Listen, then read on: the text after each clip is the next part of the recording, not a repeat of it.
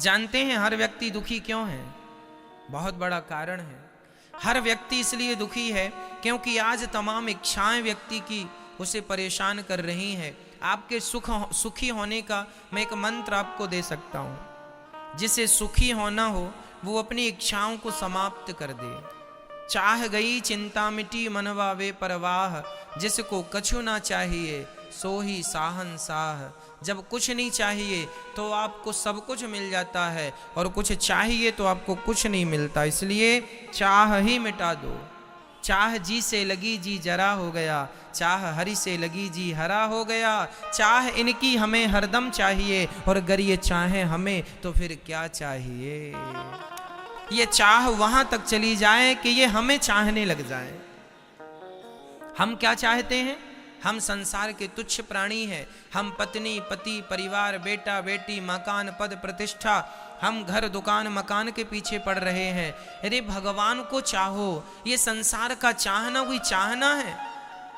किसान गेहूं बोता है तो गेहूं तो काटता ही है, पर गेहूं के संग एक चीज उसे फ्री में मिलती है। क्या क्या?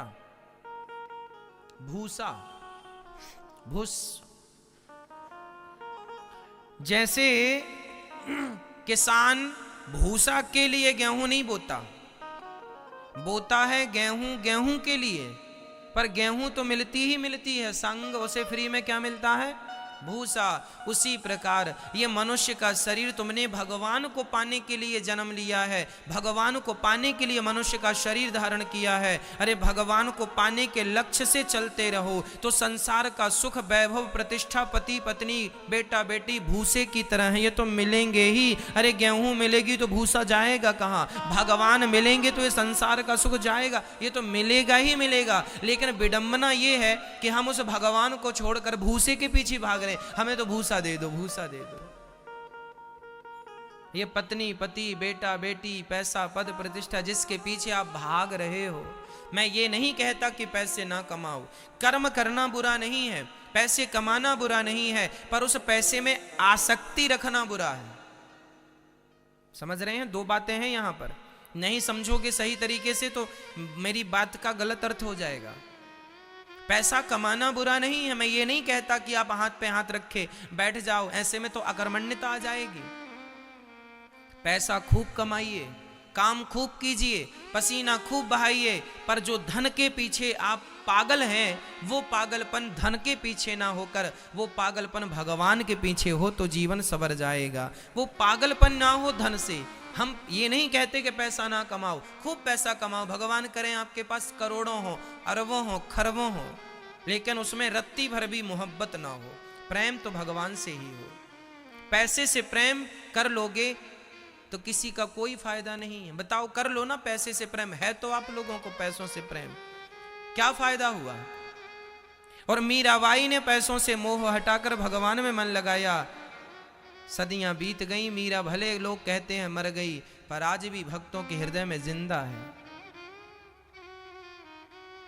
इसलिए मीरा की जयंती तो मनाई जाती है, विवेकानंद जी की जयंती तो मनाई जाती है, पर बड़े बड़े लोगों की टाटा बिरला अडानी अंबानी की जयंती नहीं मनाई जाती। मेरे भाई, पैसे वालों की जयंती नहीं होती, जो भगवान को प्राप्त कर लेते हैं उन्हीं को लोग याद करते हैं। धनवानों को कौन याद करता है? आज हैं कल नहीं रहेंगे, कौन याद करेगा? पर भक्तों को तो सदियां बीत गई, आज भी याद किया जाता है उसी सम्मान के साथ।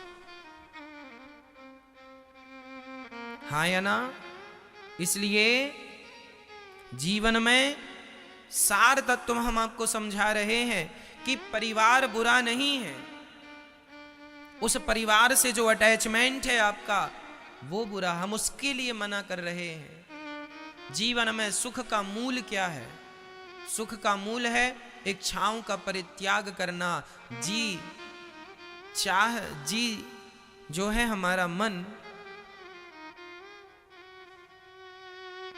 इनसे लग जाए। ये जो इच्छाएं हैं हमारी संसार को पाने की, ये संसार को पाने की इच्छाएं समाप्त होकर बस भगवान को पाने की इच्छाएं हो जाए कि कन्हैया तुम्हें एक नजर देखना है, जिधर तुम छिपे हो उधर देखना है। चाह जी से लगी जी जरा हो गया, चाह हरि से लगी जी हरा हो गया, चाह इनकी हमें हरदम चाहिए, और अगर ये चाहें हमें। इतना प्यार करो भगवान से, इतना प्यार करो भगवान से कि आज आप भगवान को चाह रहे हैं, वो दिन आए कि भगवान आपको चाहने लग जाएं। चाह जी से लगी जी जरा हो गया, चाह हरि से लगी जी हरा हो गया, चाह इनकी हमें हरदम चाहिए, और अगर ये चाहें हमें तो फिर क्या चाहिए। जीवन की दौड़ वहां समाप्त होती है। गंगा तब तक दौड़ती है गंगोत्री से निकलकर जब तक सागर की प्राप्ति नहीं हो जाती। अरे जीवन में दौड़ भाग तब तक है जब तक परमात्मा रूपी सागर प्राप्त नहीं हो जाता। परमात्मा रूपी सागर प्राप्त हो जाए तो जैसे गंगा सागर में जाकर बिल्कुल शांत हो जाती है, उसकी दौड़ समाप्त हो जाती है। जीवात्मा की दौड़ तब समाप्त होगी जब परमात्मा की गोद प्राप्त हो जाएगी, परमात्मा के चरण प्राप्त हो जाएंगे। इसलिए आज लोग भाग रहे हैं, परेशान है। क्यों? क्योंकि अभी तक तुम्हें वो गोद प्राप्त नहीं हुई जिस गोद के लिए तुमने जन्म लिया है। क्या करो, तुम रास्ता ही भटक गए हो। जाना था वृंदावन पर पहुंच गए दिल्ली, सीधा निकल गए। अब रास्ता, अब एक सज्जन दिल्ली पहुंच गए, कहीं से आए होंगे, दक्षिण भारत से आए एक सज्जन, वृंदावन उनका बहुत सुना कि भाई वृंदावन में बिहारी जी हैं, चलो जरा वृंदावन चलते हैं। तो वृंदावन आए तो सही, पर उनकी ट्रेन जो है मथुरा स्टेशन रुकी तो सही, पर वो क्या हुआ कि उनकी नींद लग गई और ट्रेन उसके बाद सीधा वो दिल्ली पहुंच गई। अब वो दिल्ली उतर गए और दिल्ली में वहां लोगों से पूछ रहे, भैया ये बिहारी जी कहाँ हैं, ये वृंदावन कहाँ है। उन्होंने कहा भाई दिल्ली में वृंदावन नहीं है, वृंदावन तो वृंदावन में है। आप गलत जगह पर पता ढूंढ रहे हैं। बिहारी जी के लिए तो आपको पहले वृंदावन जाना पड़ेगा। आप बहुत आगे आ गए, थोड़ा पीछे जाइए। बस यही जीवन का सिद्धांत है। हम लोग जिस परमात्मा को पाने के लिए आए थे वो तो पीछे रह गया, हम लोग बहुत आगे निकल आए। पति पत्नी परिवार की खोज करते आगे निकल आए और अब पति पत्नी परिवार में उलझ कर पूछ रहे भैया भगवान कहाँ है। अरे भगवान को पाना है तो जरा पीछे जाओ। पीछे जाने का अर्थ है इनसे मन हटाओ और भगवान के चरणों में मन लगाओ और फिर वहां प्रेम करो। अभी तुम प्रेम कर रहे हो पत्नी से, पति से, बेटी से, बेटा से, धन से, दौलत से। वही प्यार जो पत्नी और पति और परिवार से है वही प्यार भगवान से होगा तो काम बनेगा। प्यार अलग से नहीं होता, प्रेम अलग से नहीं लाना कहीं से। जितना हमारा संसार से है उतना भगवान से हो जाए। मीराबाई भगवान से प्यार करती थी, नरसिंह मेहता भगवान से प्यार करते थे। तो भगवान से प्यार हो जाए तो ना काम होगा। अब हमारा प्यार तो जमाने भर से है, इनसे भी प्यार, इनसे भी प्यार, इनसे भी प्यार।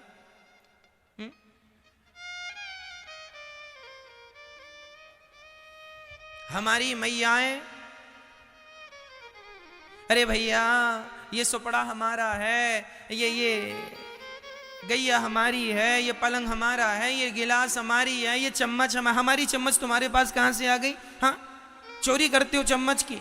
ये चम्मच हमारी है, ये गिलास हमारी है, ये कटोरी हमारी है। सारी जिंदगी आपकी तो यही करते निकल गई ना। ये चम्मच हमारी है, ये गिलास हमारी है, ये लोटा हमारा है, ये बर्तन हमारे हैं। कब कहा आपने कि भगवान हमारे हैं? गोविंद मेरो है, गोपाल मेरो है। भगवान मेरे हैं, मेरे तो गिरधर गोपाल। वो तो कहा नहीं ये चम्मच मेरा है, ये गिलास मेरी है, ये कटोरी मेरी है, ये गैया मेरी है, ये बछड़ा मेरा है, ये बेटी मेरी है, ये बेटा मेरा है, ये पत्नी मेरी है, ये दुकान मेरी है, ये बोतल मेरी है, ये बर्तन मेरा है, ये फला क्या क्या कहते हो, ये घर मेरा है, ये छत मेरी है, ये बेडरूम मेरा है, ये किचन मेरी है, ये सब मेरा, सब मेरा। तुम्हारा जो है उसे आज तक नहीं कहा कि ये मेरा है। गोविंद मेरो है, गोपाल मेरो है, मेरे तो गिरधर गोपाल, दूसरो ना कोई। ये यथार्थ में ये तुम्हारा है, पर इसे कोई नहीं कहता कि मेरा है। बस जो तुम्हारा है ही नहीं उसके पीछे भाग रहे हो, यही तुम्हारे दुख का कारण है।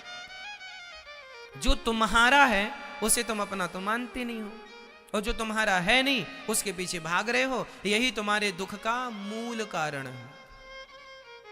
अब अज्ञानियों की तरह तुम व्यवहार करो तो इसमें ईश्वर का क्या दोष है? अब परेशान हैं लोग। भारत में 135 करोड़ लोग रहते हैं लगभग सभी लोग परेशान हैं, कुछ लोगों को छोड़ के। क्यों परेशान है? इसलिए कि जो तुम्हारा है नहीं उसके पीछे भाग रहे हो। कह दो अपने दिल में हाथ रख के किसी वस्तु को, कह दो कि ये वस्तु मेरी है। अरे वस्तु की छोड़ दो, ये शरीर जिस पर तुम बैठे हो ये भी तुम्हारा नहीं है। ये शरीर हमारा नहीं है, ये बाल हमारे नहीं है, कब झड़ जाए पता नहीं।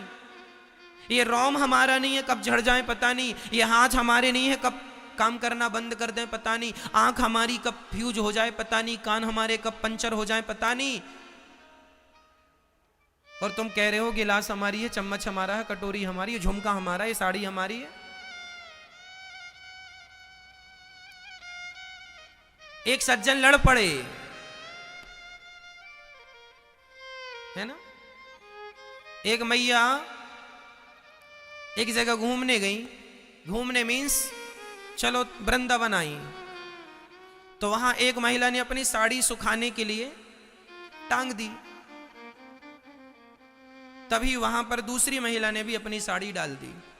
संयोग से दोनों की साड़ी एक सी थी। तो उसने, पहली वाली ने अपनी साड़ी उठाई तो उसके संग वो भी फंस गई। तो वो दोनों साड़ी उठा के ले गई। अब उसने आकर कहा क्यों जी हमारी साड़ी यहां थी। तभी उसको रखी दिख गई कि इसके यहां पे रखी है साड़ी। क्यों जी तू चोर है, मेरी साड़ी ली रखी है। लो भैया, साड़ी के चक्कर में दोनों का महाभारत चालू हो गया। ये साड़ी मेरी है, ये साड़ी मेरी है, साड़ी मेरी है। घंटे बर्बाद कर दिए लड़ाई झगड़े में। साड़ी मेरी है, साड़ी मेरी है, ये तो गाना गाया, पर सारी जिंदगी में कभी ये नहीं कहा कि भगवान मेरे हैं, भगवान मेरे हैं, भगवान। नहीं ना, साड़ी मेरी है, साड़ी मेरी है। ये जमीन मेरी है, ये मेरी जमीन में तुमने बाड़ी लगा ली, तार लगा लिया। ये भाई मेरी जमीन, 2 इंच तुमने बढ़ा ली, 1 फीट तुमने मेरा कब्जा कर लिया। ये जमीन मेरी है, ये खेत मेरा है, ये घर मेरा है, ये प्रॉपर्टी मेरी है। कब कहा अपने इस प्रेम से कि गोविंद मेरा है, भगवान मेरे हैं। और नहीं कहोगे जब तक, तब तक यूं ही पिसते रहोगे। पुनरपि जननम पुनरपि मरणम पुनरपि जननी जठरे शयनम। जन्म मृत्यु जन्म मृत्यु जन्म मृत्यु का चक्र चलता रहेगा। तुम पिसते रहोगे, कभी स्त्री बनोगे, कभी पुरुष बनोगे, कभी हाथी बनोगे, कभी घोड़ा बनोगे, कभी चींटी बनोगे, कभी मकड़ी बनोगे, कभी कुछ बनोगे। पिसते रहो। यदि इस चक्र से बचना है, मोक्ष के द्वार तक पहुंचना है, तो छोड़ दो कि संसार मेरा है। कहने लग जाओ कि बस भगवान मेरे हैं, भगवान मेरे हैं, कृष्ण मेरे हैं, श्रीमन नारायण मेरे हैं, श्रीमन नारायण मेरे हैं, बस वही मेरे हैं। ये यथार्थ है। अब इसके बल पर काम करो। मैं बिल्कुल फिर से दोहरा दूं कि मैं ये बिल्कुल नहीं कहना चाहता कि आप अकर्मण्य हो जाएं। काम करें, पत्नी के संग रहें, पर भाव यही रहे कि ये पत्नी मेरी संपत्ति नहीं, ये तो ईश्वर की संपत्ति है। ये बेटा मेरा नहीं, ये भगवान का दिया प्रसाद है। ये दुकान मेरी नहीं, ये दुकान परमात्मा का दी प्रसाद है। हम तो एक मैनेजमेंट कर रहे हैं। मैनेजर जो होता है बैंक का, क्या वो बैंक उस मैनेजर की होती है? अरे बैंक का सारा हिसाब किताब मैनेजर करता है। करोड़ों का लेन और करोड़ों का देन, लेन देन कौन करता है? मैनेजर करता है। उसी के हाथ में चाबी होती है। करोड़ों का हिसाब करता है, लेना और देना करता है। पर वो मैनेजर कभी ये नहीं कहता कि मैं इस बैंक का मालिक हूं। उसी तरह तुम अपने घर में केवल मैनेजमेंट के लिए हो, मैनेजर हो। तुम्हारे परिवार का, दुकान का, तुम्हारे जीवन का, तुम्हारे शरीर का, तुम्हारी श्वासों का, तुम्हारी धड़कन का मालिक तो गोविंद है, कृष्ण मालिक हैं। मालिक वो हैं, तुम केवल मैनेजर हो। लेकिन तुम गलती क्या करते हो? मालिक बने बैठ गए, मैं मालिक हूं। अरे तुम्हारी सांसें भी उस परमात्मा के अधीन हैं, हाँ या ना? तुम्हारे अधीन होती तो तुम तो कभी मरते ही नहीं। यदि तुम्हारी सांसें तुम्हारे अधीन हैं तो तुम मर क्यों गए? क्यों मर गए वो लोग जो कहते थे मेरे पास बड़ा पैसा है? कहां गए? पर पैसा बचाए तुम्हें? आए बचाने पैसा? आए बचाने तुम्हारी प्रतिष्ठा? ना प्रतिष्ठा बचाएगी, ना पैसा बचाएगा। तुम्हारी श्वासों पर जो है ना परमात्मा का अधिकार है। इसलिए हम अपने घर के मैनेजर हैं। मैनेजमेंट संभालो, घर की देख रेख करो, जिम्मेदारियां उठाओ, निभाओ, पर मालिक भगवान है। प्रभु आप ही हमारे पालनहार हैं, आप ही हमारा पोषण कर रहे हैं, आप ही इस जीवन के हमारे सारथी हैं। जैसे अर्जुन के सारथी भगवान बने, हमारे भी यथार्थ में सारथी वही है। पर लोग हम अहंकारी हैं ना, जरा जरा सी बात में अहंकार करके मैंने ये कर लिया, मैंने वो कर लिया, मैंने ये, ना जी, मैंने नहीं, मेरे द्वारा परमात्मा कर रहे हैं। अरे भाई, बादल जो है ना उसी दिशा में चलते हैं जिस दिशा में हवा चलती है। हाँ या ना? बोलो हाँ। तुम बादल हो और परमात्मा हवा है, जैसे वो तुम्हें चलाएंगे तुम्हें वैसा चलना पड़ेगा। तुम अपनी मर्जी के मालिक नहीं हो। हम बादल हैं और बादल हमेशा उसी दिशा में चलते हैं जिस दिशा में हवा चलती है। हाँ या ना? क्या हवा के विपरीत बादल चलते हैं? ना जी, हवा के साथ चलते हैं बादल। जैसे परमात्मा चल, इसलिए बड़े बुजुर्ग कहावत कहते हैं ना, जैसी हवा चले चल पड़ो। पुरानी कहावत भी है ऐसी। क्यों? तो परमात्मा, यदि आज तुम्हें कोई दुख आया है तो समझ लो कि परमात्मा की हवा ऐसी चल रही है, इसलिए दुख आया है। तो दुख को ही परमात्मा का प्रसाद मान लो। कभी कभी ककड़ी कड़वी होती है ना जी, ककड़ी कड़वी, तो रोज मीठी मीठी खाए तो आज कड़वी खा लो। ईश्वर की आज हवा ऐसी चल रही है कि आपके जीवन में दुख आया है, संकट आया है, तो उसकी प्रसन्नता में प्रसन्न रहो। जैसे रखे राम जी रहना चाहिए।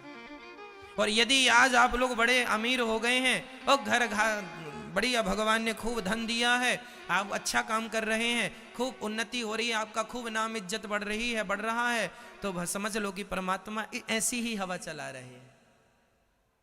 उसमें भी परमात्मा का धन्यवाद करो। हे ईश्वर, आपका धन्यवाद, आपने मुझे धन इसलिए दिया है कि मैं ज्यादा से ज्यादा धर्म कर सकूं। जितना धन आवे उतना धर्म ज्यादा करो। क्यों? यही है पॉजिटिव थिंकिंग, पॉजिटिविटी, सकारात्मकता। लेकिन हम लोग नहीं समझते इन बातों को। हम लोग ये समझते हैं कि बस हम कर रहे हैं, हमें मिल रहा है। ना जी, बहुत लोग काम कर रहे हैं, सबको कहां मिल रहा है? तुम पर भगवान की कृपा है, इसलिए तुम्हें विशेष मिल रहा है। इसलिए अपने कर्म को ईश्वर की कृपा से जोड़ दो। हमारा कर्म जो है, हम जो भी प्राप्त कर रहे हैं, वह भगवान की कृपा है। हमारी मेहनत नहीं है, हमारे ऊपर तो केवल भगवान की कृपा है। सदा उसकी कृपा का अनुभव करते रहो। फिर भगवान, हमारे गुरुजी कहते हैं कि तुम्हें पुण्य का फल चाहिए तो फिर पाप का भी फल मिलेगा, और पुण्य का फल नहीं चाहिए तो फिर पाप का भी फल नहीं मिलेगा। इसलिए हम कहते हैं, ना पाप का फल हम ना हम पाप करें, ना हम पुण्य करें, हम केवल परमात्मा का चिंतन करें। और जो यथार्थ में शास्त्र आदेश दे रहे हैं कि किसी का दिल नहीं दुखाना, किसी का हम दिल ना दुखाएं। अब किसी का दिल ना दुखाने में ये पुण्य है कि पाप है, मैं नहीं जानता। मैं सबकी सेवा करूं, अब ये पुण्य है कि पाप है, मैं नहीं जानता। ना मैं पाप जानता, ना मैं पुण्य जानता। मैं तो केवल किसी को रोता हुआ ना देखूं, मैं तो सदा लोगों की सेवा करूं, लोगों पर दया करूं। जो ये कर रहा हूं, मैं अच्छे काम करता रहूं। अब ये पुण्य है कि पाप है, ये परिभाषा, ये गणित परमात्मा लगाएगा। हम अपना अच्छा कर्म करते रहें, ना अच्छे की अच्छा लेने की कामना करें। हमें कोई फल चाहिए ही नहीं। हम अच्छा करेंगे सब काम, लेकिन हमें उसके बदले कुछ चाहिए नहीं। भगवान से कुछ